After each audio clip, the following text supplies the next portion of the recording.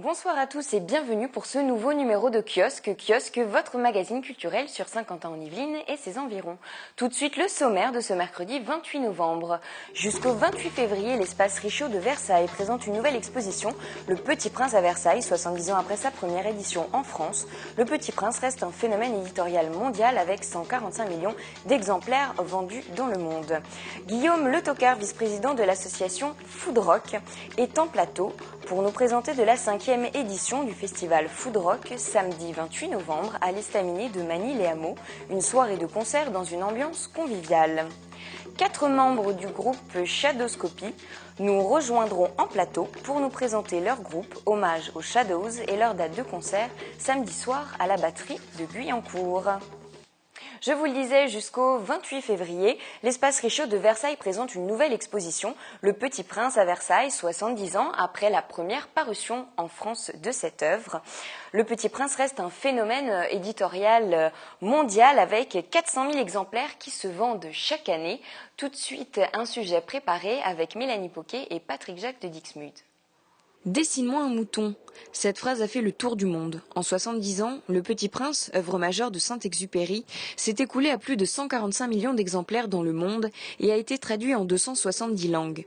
Conte philosophique écrit pendant la Seconde Guerre mondiale et publié en France en 1946. Des générations l'ont lu et ce qui est intéressant, c'est que beaucoup de gens l'ont lu à l'école, et on a eu une lecture scolaire, mais déjà très intéressante. Et quand ils se replongent des années après, par exemple pour la lecture pour leurs enfants, lorsqu'ils le lisent pour leurs enfants, eux-mêmes découvrent autre chose. C'est une réflexion sur la vie, l'humanité, sur soi-même. Est-ce qu'on a un enfant, est-ce qu'on a un adulte, est-ce qu'on peut grandir, est-ce qu'on doit grandir? L'espace Richaud accueille jusqu'au 28 février une exposition consacrée au Petit Prince en partenariat avec la Succession Antoine de Saint-Exupéry et le musée Air France.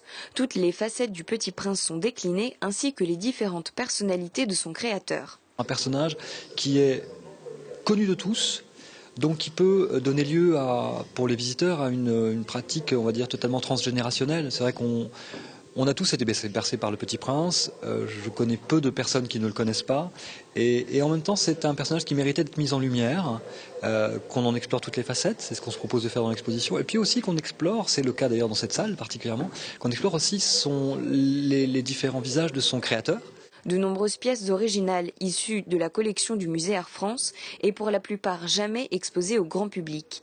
Avions, gourmettes, carnets de vol et agenda de Saint-Exupéry, ce héros de guerre, disparu en mer au large de Marseille le 31 juillet 1944 lors d'un vol d'observation à 44 ans. Saint-Exupéry est pour les personnels d'Air France en particulier, est un mythe, est un héros et qu'il a dessiné lui-même la voie du courage, de l'abnégation pour transporter le courrier qui relie les hommes entre eux. Le Petit Prince a été l'objet de nombreuses adaptations. Ses rencontres avec le 9e art, notamment avec les célèbres dessinateurs Hugo Pratt et Johannes Farr, sont présentées dans une galerie. Et dans la crypte, le public découvre le film d'animation Le Petit Prince, réalisé par Marc Osborne. Tiens, regarde, les étoiles se sont levées. Eh oh, viens jouer avec moi. Je ne peux pas jouer avec toi, je ne suis pas apprivoisé. Mais si tu m'apprivoises, nous aurons besoin l'un de l'autre. Tu seras pour moi unique au monde. Dessine-moi un mouton. Sans transition, je vous propose de parler rock maintenant avec nos prochains invités en plateau. Guillaume Le Tocard, vice-président de l'association Food Rock, bonsoir. Bonsoir. Et Jean-Adrien, programmateur des Vendredis du Rock pour Versailles, bonsoir. Bonsoir. L'exposition Le Petit Prince, c'est une exposition qui vous parle, que vous comptez aller voir ? Ah bah évidemment, d'autant plus que c'est à Versailles, que c'est dans un espace absolument sublime et que c'est une thématique qui touche tout le monde, des enfants aux plus grands, donc bien évidemment, oui. Alors on peut rêver avec Le Petit Prince, on peut aussi rêver d'une autre façon, voyager, dirons-nous avec la musique. Alors Guillaume Le Tocard, vous êtes là aujourd'hui pour nous présenter la 5e édition du festival Food Rock qui aura lieu samedi à partir de 16h à l'estaminet de Magny-les-Hameaux. Est-ce que vous pourriez nous dire un mot sur votre association ? C'est une association qu'on a créée en 2011. On a une vingtaine de passionnés qui constituent cette assoce. Et voilà, donc on a monté un festival depuis 2011 et on a l'ambition de grandir. Donc voilà, il n'y a aucun permanent dans cette association que des passionnés. Des passionnés, des musiciens nécessairement ou pas forcément ? Il y a une grande partie de musiciens, oui, tout à fait. Et donc on a cette volonté de maintenir la culture rock dans les Yvelines. Alors c'est un festival professionnel, c'est un festival d'amateurs ? Comment vous positionnez ? Il a la particularité, en fait, dans sa programmation, d'associer des groupes à forte notoriété, qu'on connaît tous, avec des groupes en devenir. Donc, on fait une sélection durant l'année pour choisir quelques petits groupes, soit de la région, soit d'un peu plus loin, mais qui retiennent l'attention et que l'on souhaite associer avec des grands groupes. Et est-ce que ce festival s'inscrit dans une couleur de rock particulière ? Non, on a l'ambition en fait de toucher tous les styles de rock et on a pour coutume de dire du blues fondateur jusqu'au métal ravageur comme certains le disent. Donc ça touche un peu toutes les couleurs, toutes les palettes du rock. Donc on a eu il y a une année Deportivo, donc on va aussi bien chercher des groupes dans des styles punk, etc. Donc on ouvre un peu les palettes sonore et voilà, donc dans différents styles. Vous, Jean-Adrien, pour les Vendredis du Rock, est-ce que vous axez sur un rock plutôt qu'un autre ?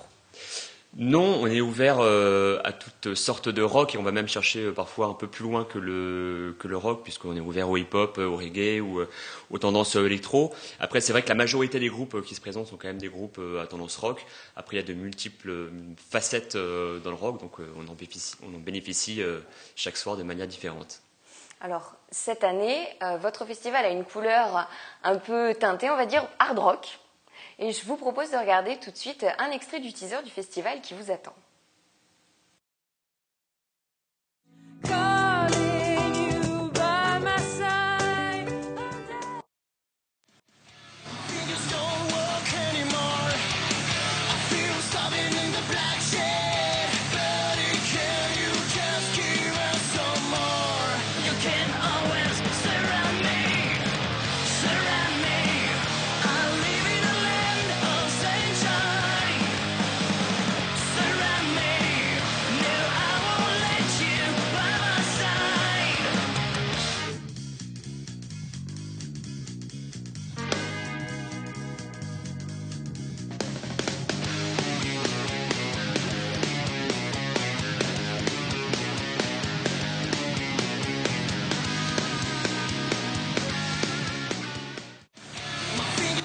Alors Guillaume Le Tocard, quelles sont les têtes d'affiche de cette édition ?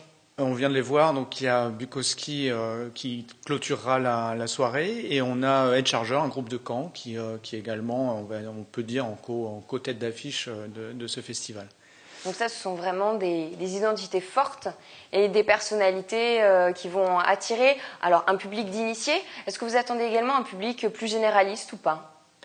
Alors on a maintenant un public qui est fidèle au festival et généralement oui, il y a beaucoup de gens qui viennent découvrir ça, qui ont entendu parler du food rock, etc. Et donc voilà, il y a des gens d'univers un peu différents qui viennent nous voir sans souci, ouais. Alors cette année c'est hard rock, mais l'édition précédente, on était sur quelle couleur ? On avait 2 journées, donc on avait une journée qui était, on va dire, stoner pour les initiés, et puis une soirée un peu plus rock avec No One Is Innocent qui jouait le vendredi. Alors cette année, il y a vraiment une particularité très intéressante que vous allez nous expliquer. On va vivre une expérience amplifiée. Qu'est-ce qu'une expérience amplifiée ? Tout à fait. Donc cette année, il y a 2 startups qui viennent, et dont une qui est augmentée d'acoustique, qui va proposer une expérience différente pour les auditeurs.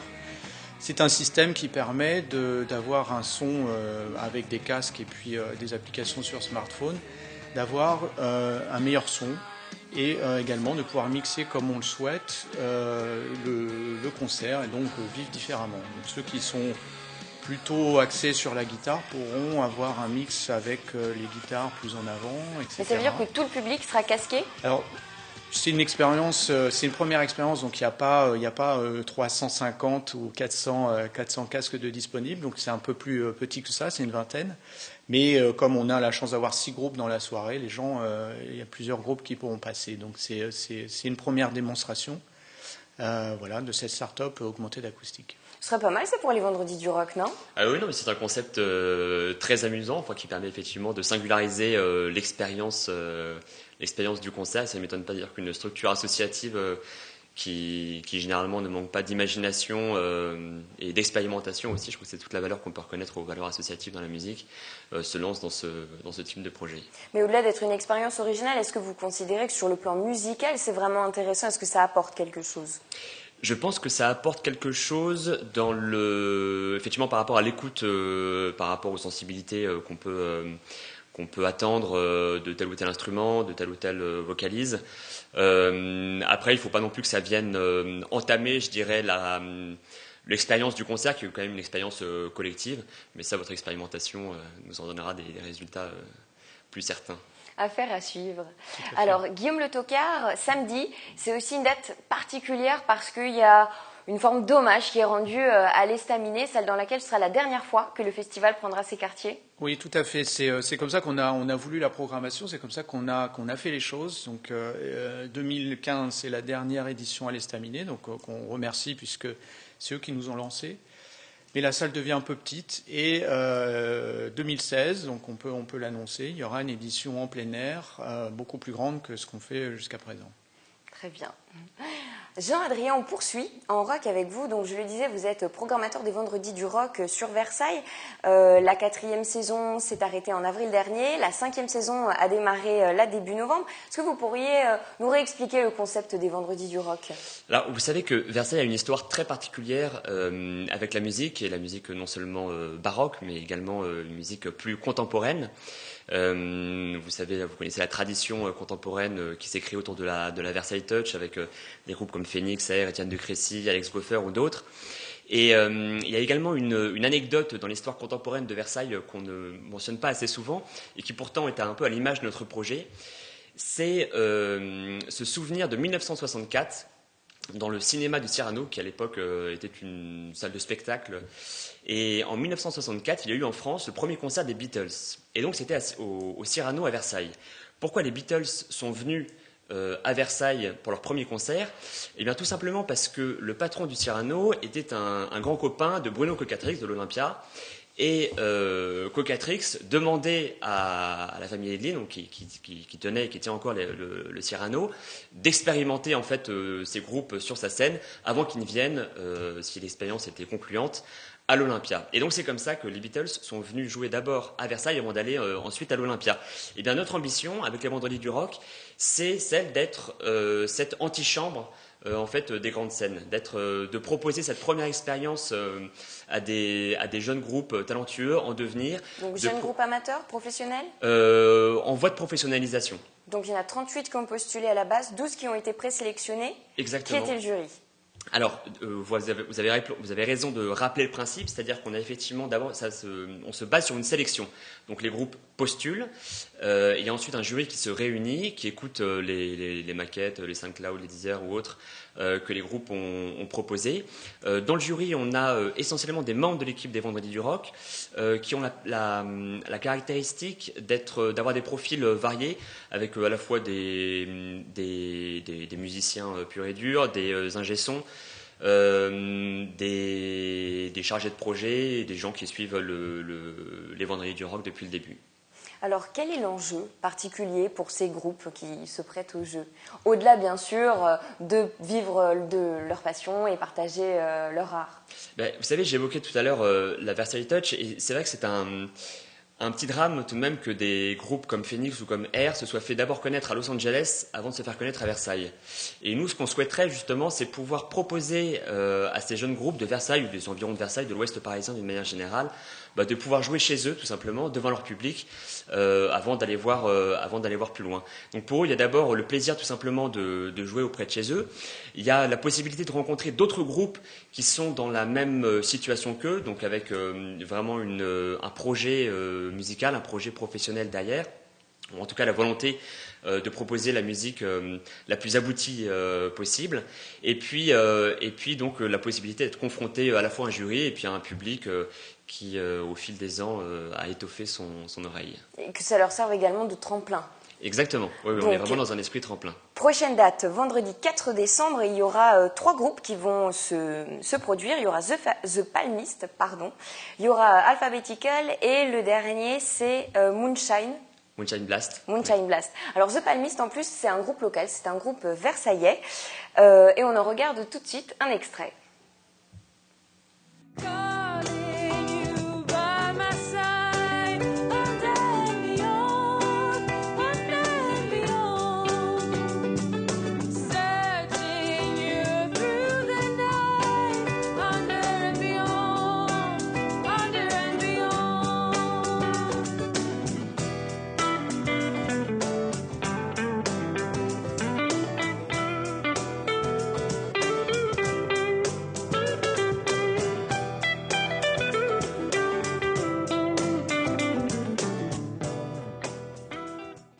Est-ce que les 3 groupes s'inscrivent dans cette même tendance de rock, un peu swing, un peu folk ou pas? Non, pas particulièrement. On a pu écouter The Palmist, effectivement, qui penche plus vers le folk, mais quand vous écoutez Alphabetical, vous êtes sur quelque chose de beaucoup plus contemporain, quelque chose d'un peu plus aérien aussi, un peu plus électro, quelque chose de très abouti d'ailleurs. Je dois dire que je suis moi-même très admiratif de l'aboutissement de leur composition pour leur jeune âge. Et puis, pour ce qui est de Moonshine Blast, on est sur un rock plus classique, plus rythmé et très entraînant. Très bien. Jean Adrian, Guillaume Le Tocard, merci d'avoir été en plateau avec nous. Et donc, je rappelle que le festival Food Rock, ce sera samedi à l'estaminet de Magny-les-Hameaux à partir de 16h. Et le prochain rendez-vous des Vendredis du Rock, ce sera le 4 décembre à la salle Tassincourt à Versailles. Pour retrouver 3 groupes, donc on disait The Palmist, Alphabetical et Moonshine Blast à partir de 20h30. Et comme chaque semaine, votre rubrique cinéma, qu'avez-vous pensé des films à l'affiche de ce mercredi 28 novembre? Vos avis au micro de Jérémy Quesada. Ouais, c'est bien pour les enfants. C'est bien, ça leur montre les bonnes choses, les mauvaises choses. Ça leur apprend à pas avoir peur. Hein? C'est un bon dessin animé, c'est sympa. L'histoire est pas mal. Et, Ça fait rêver les enfants. ouais, c'est assez sentimental, donc c'est vrai que c'est mignon. Ça prend au trip et à la fin de la projection, je suis resté 1 minute comme ça sans bouger, sans pouvoir rien faire et rien dire. C'est vraiment, Puis en plus, maintenant avec ce qu'on vit, c'est vraiment d'actualité, c'est très éprouvant. C'est un film super et puis qui se coud. Qui se coud. Johnny Depp, il est génial. On le reconnaît à peine. Hein. Vraiment, il a un rôle. Bon, c'est un rôle de salaud, mais bon, il le joue bien. Et c'est un très bon film. C'est sur la pègre, les Italiens et les Irlandais, quoi. Mais c'est vraiment bien. Scénario bien ficelé. Vraiment un bon film. On a passé un bon moment. Johnny Depp, incroyable. Performance.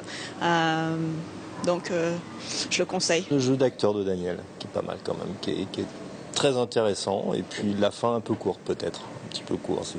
C'est un peu bâclé. J'ai trouvé la fin un peu bâclée. J'ai bien aimé, les effets spéciaux sont grandioses. La seule chose que je regrette, on aurait pu mettre ça en 3D. Et on continue cette émission avec un petit tour d'horizon des expositions actuelles de la région. Direction la maison Félix à Montigny-le-Bretonneux pour retrouver l'exposition d'Irène Mouton qui manie le fer chaud pour travailler la cire en peinture et de Liliane Breyanne qui préfère la sculpture à l'argile et propose un ensemble de statues féminines, des œuvres aux couleurs vives inspirées de différentes cités perdues. C'est une exposition présentée à la maison Félix jusqu'au 29 novembre de 14 à 18h en présence des artistes.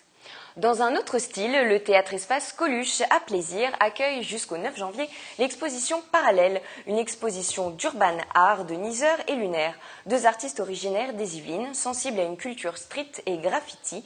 99% des toiles de Lunaire sont réalisées à la peinture à la bombe, pas de contrôle du pinceau. Nizer, lui, préfère travailler davantage la photo autour de l'architecture urbaine. Leur travail complémentaire les a poussés à créer en 2011 le collectif Matière Première.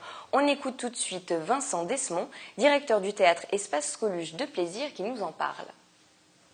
Deux choses. La technique pour les visages où ils sont extrêmement expressifs. C'est une technique à l'aérographe qui est très intéressante, qui pourrait presque s'inscrire dans la technique de l'hyperréalisme, cette école américaine. Et puis dans l'autre artiste, c'est le côté très abstrait, justement, qui fait place à l'imaginaire. L'artiste devant lequel je suis, effectivement, est passé du graffiti au graphisme, comme ça, d'ailleurs avec des photos, et même à la photo, puisque là on retrouve deux formes de son art. Vient de nous rejoindre en plateau le groupe Shadowscopy pour continuer à parler rock. 4 membres du groupe Shadowscopy. Nous recevons Daniel Bio, le batteur, Louis Leray, le bassiste, Claude Maletra, soliste et qui chante, et Alain Pistonneau à la rythmique et au chant. Messieurs, bonsoir. Bonsoir. Alors tout de suite, première question, c'est pourquoi Shadowscopy? Alain, peut-être? Oui. Shadowscopy parce que notre répertoire est surtout inspiré de ce groupe mythique anglais The Shadows, et puis on a trouvé que Shadowscopy c'était quelque chose qui sonnait bien, ça rappelle Radioscopie, voilà, copier-coller. Alors Louis, qu'est-ce que ça représente en fait, The Shadows?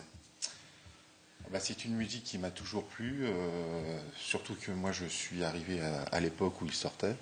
C'était un peu mon année de naissance et c'est un rock où je m'y plais, je me sens bien. Et puis bon, en plus, ce qu'on essaye de retransmettre, c'est la joie qu'on a sur scène. Et quand on a le retour des spectateurs, pour nous, c'est gagné, quoi. Alors The Shadows, c'est vraiment cultissime, le rock anglais. Presque même le rock mondial, la référence. Daniel, ça veut dire qu'il n'y a que des reprises en fait de The Shadows? Que des reprises. Mais calquées, c'est calqué. Donc on ne s'exprime pas vraiment, on joue vraiment l'original comme eux.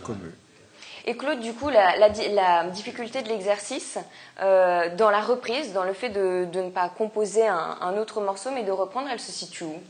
Elle se situe... nous tentons, je dis bien nous tentons de reproduire autant que faire se peut donc ce son mythique. Voilà, donc ça c'est la première difficulté. Hein. Ensuite, les Shadows avaient un panel très, très large, parce qu'ils chantaient également, bien sûr. C'était des concurrents, j'allais dire, directs. Ils se sont trouvés en concurrence avec les Beatles en 63, vous voyez. Et donc, ils ont été un petit peu éclipsés par le regain d'intérêt pour les Beatles. Hein. Mais donc, pour en revenir aux difficultés, la grande difficulté, effectivement, c'est de s'approcher autant que faire se peut, donc des sons. Hein, c'est that sound, comme on dit, et ça devient, j'allais dire, pour certains, obsessionnel. Hein, vous voyez, voilà. Donc, bon. Alors Alain, quel rapport en fait votre groupe à la musique? Alors une passion, ça c'est palpable, il n'y a aucun souci là-dessus.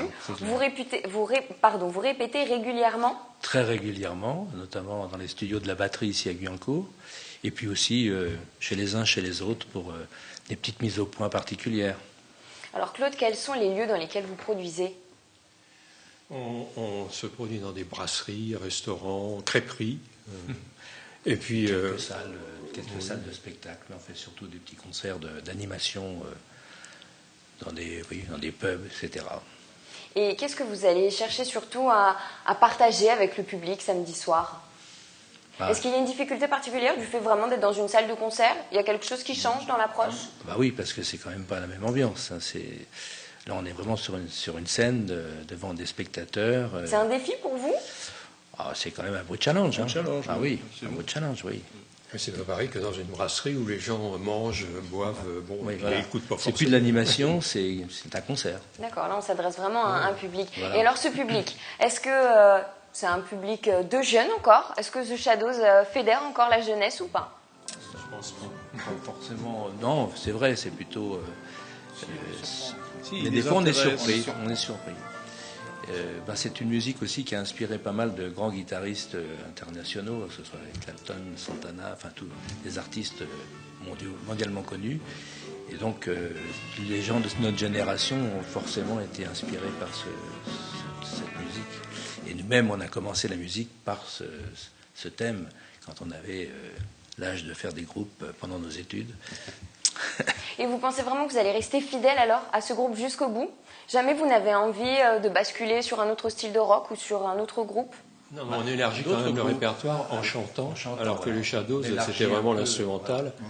Et maintenant, on chante avec le chanteur des Shadows, Cliff Richard. Voilà, Cliff Richard, Elvis Presley, etc. Très bien. Louis-Claude, Alain et Daniel, merci d'avoir été en plateau avec nous. Je rappelle que l'on pourra vous retrouver sur la scène de la batterie samedi soir à partir de 20h30. Et avant de nous quitter, je vous propose, comme chaque semaine, quelques dates à noter dans vos agendas. La 15e édition de la fête du conte de Saint-Quentin en Yvelines se déroule jusqu'au 5 décembre dans toutes les médiathèques et lieux partenaires. Ateliers, lectures, expositions et spectacles, ainsi que des veillées autour des contes et histoires fabuleuses prennent leur quartier, tout le programme sur le site du kiosque. Samedi 28 novembre, la ville de Plaisir organise à la bibliothèque La Mosaïque à 15h une rencontre dédicace avec les auteurs et dessinateurs du Prince de Motordu. Et enfin, mardi 1er décembre, 20h30, à la salle Jacques Brel de Montigny-le-Bretonneux, retrouvez Gérald Dahan pour son nouveau spectacle Tombe les masques, cet imposteur versatile, piégeant les hommes politiques grâce à des canulars téléphoniques, vous offrira un show interactif où le public peut choisir les artistes. On regarde tout de suite un extrait. Il rêvait d'une belle étrangère, d'une fille plus jolie dans son cœur. La France est un grand pays.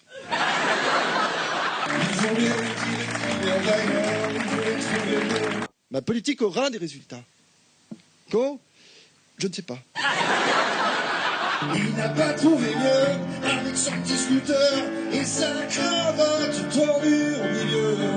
Je ne suis pas sourd au problème. Pourquoi le serais-je?